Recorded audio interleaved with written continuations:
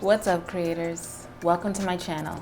My name is Shelby, and today I'm showing you a portrait photography technique that will help level up your skill as a photographer. By the end of this video, you'll know how to successfully execute a backlit portrait that your clients will love you for. But before we begin, if you're a content creator or entrepreneur looking for dope photography tutorials, video education, and business marketing tips, you're in the right spot. Subscribe to my channel and hit the bell to be notified every time I post a video every Tuesday and Saturday. Can you guess what these images have in common? They're all backlit. Let me show you how to slay this technique. Let's go.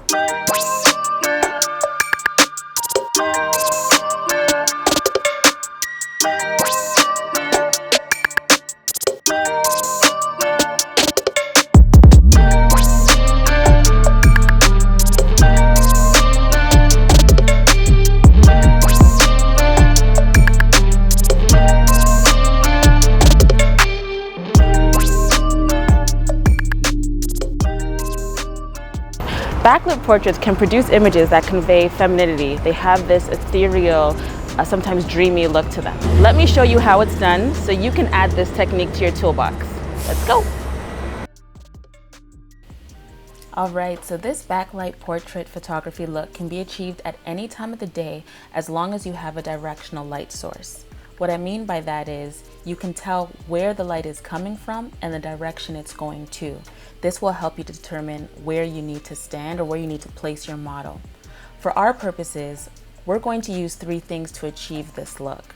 The sun as our directional light source, your camera, and your subject.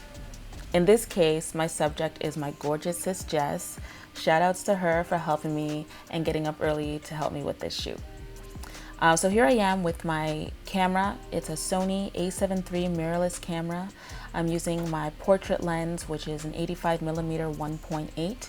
And I like to set the scene a little bit and also get some test shots going so I know what my camera settings are going to be. My location is the middle of a not so busy street. It is early morning, and I'm choosing this time of day because the sun is rising in the east and I can easily place the back of my model to the sun. Essentially what you want is for your model to be silhouetted by the sun with her face towards you and her back toward, or his back towards, the light source.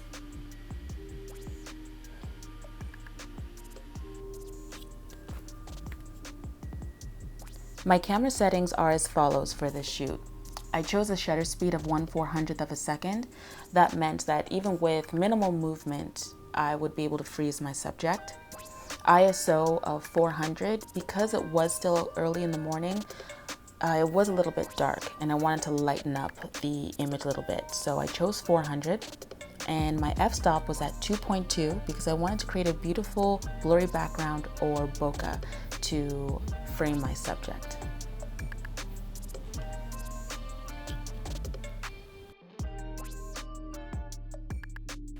I'm so thankful for this little setup that we had. It actually turned out really great. We were able to play around on the street. It was, you know, not that busy in the morning, and we were able to like sneak out onto the road and then take a few shots, then come back. If you're doing this, please be careful. Be aware of the traffic, and know what your surroundings are, because you don't want to get hurt just to take some cute photos, okay?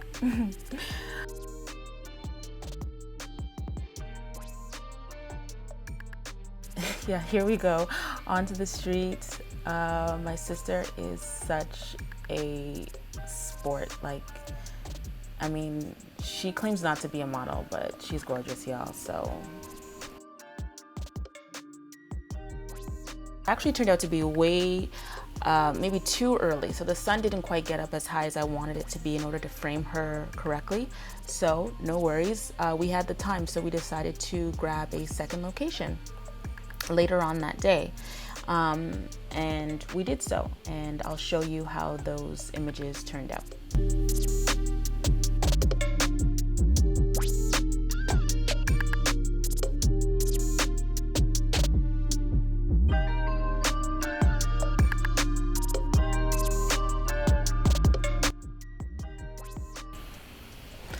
All right, so here we are at our second location.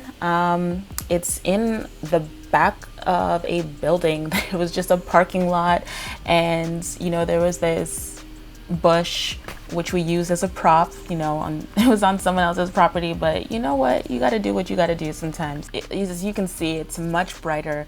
The sun, I mean, you can fully see the silhouette of the sun touching her skin. I was able to get the images that I wanted at this time of day. It was the perfect lighting. It was just gorgeous. And I think this was about 5 o'clock in the afternoon, Eastern time. So really, like I said, you can do this any time of the day as long as you have a directional light source. And I'd like to add that it should be a strong enough light source. Depending on the type of look you want, you can get backlight. You can do backlight photography and it's, you know, it's soft.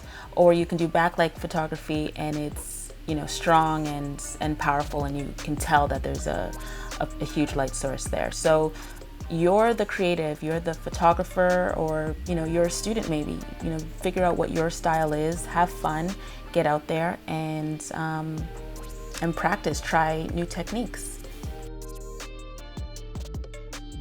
All right, that's a wrap. Now I want you to go out there and slay this. I've created a downloadable checklist for you to follow on how to capture the backlight. No excuses.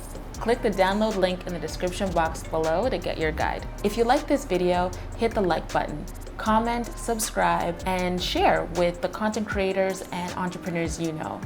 Thanks for watching. I'll see you in the next video.